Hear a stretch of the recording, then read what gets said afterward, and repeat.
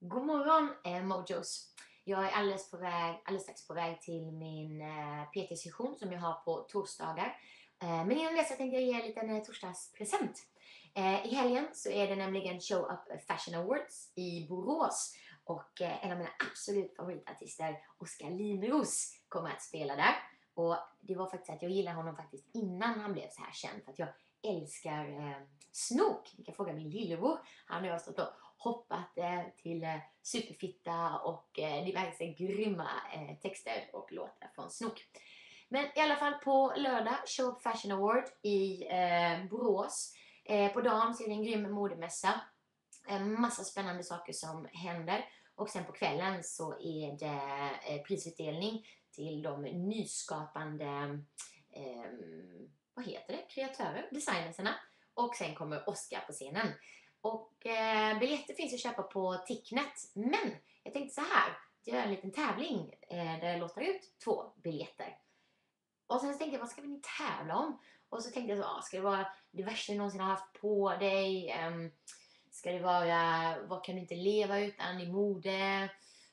Och alltså när det kommer till den saken så tänkte jag så, jag är ganska ointresserad av de sakerna. Jag tänkte så här när jag tittade igenom min garderob, vad är mitt värsta modeköp och vad är mitt bästa köp?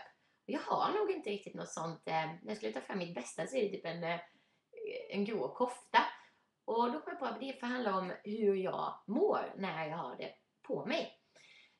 Så för mig är det feeling, för mig är det känsla och det är det som mode och kreativitet handlar om för mig.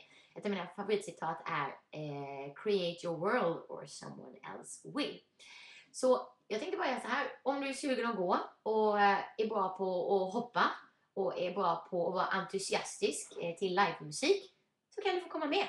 Jag har 2 biljetter att låta ut, så bara droppa en kommentar antingen på bloggen eller här, så skicka över biljetterna. Det är nu på lördag.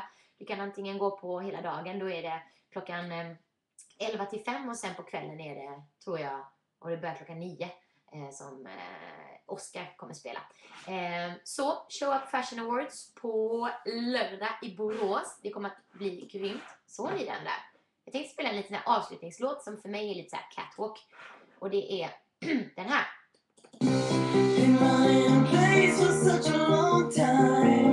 Vi skulle kunna gå så här lite hästigt till den här.